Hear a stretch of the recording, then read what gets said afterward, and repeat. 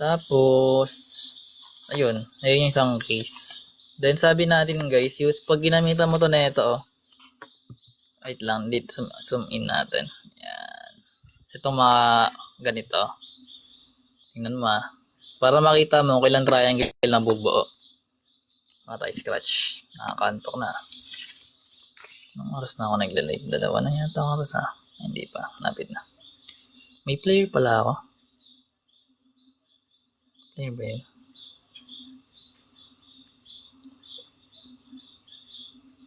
Wait lang.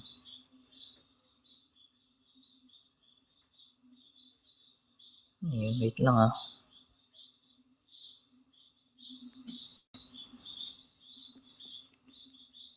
May lumabas.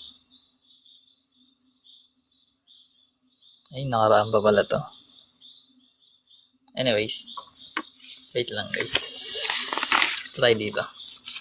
So, diba ito yung mga cases kung ilan yung makukuha nating triangle. So, kanina meron tayong given. Ginawalan akong boses. Wait lang.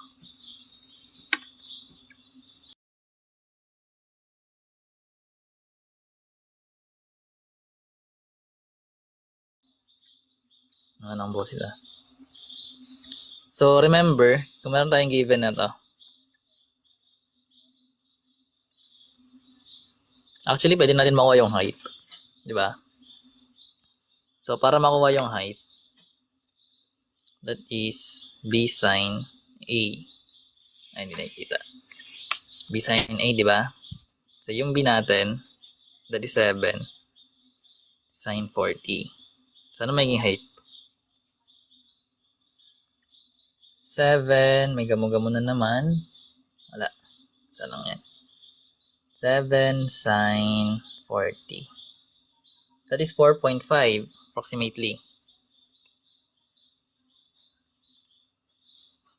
So remember, yung A natin is 5. Then yung B natin is 7. Dito yung tatlong kailangan natin. Para ma-distinguish kung ilan triangle yung meron. Wherein, check mo muna kung acute or obtuse yung given na angle. So dahil yung given angle natin is acute, kasi 40 degrees siya. So papasok siya sa case. So kapag yung A natin is less than H, wala tayong mabubuong triangle. So ito yung A natin, 5. Yung H natin is 4.5. Zero triangle ba siya? Hindi, di ba? Kasi mas malaki yung A natin. Ibig sabihin, 5 is greater, A is greater than H dapat. So, hindi siya papasok sa zero triangle. Sa one right triangle, yung A ba natin is equal sa H? So, hindi. So, hindi rin siya sa one right triangle. Kung two triangle, so remember, yung H natin, siya dapat yung pinakamaliit. Then, yung A natin yung sumunod. Then, yung B natin yung pinakamalaki.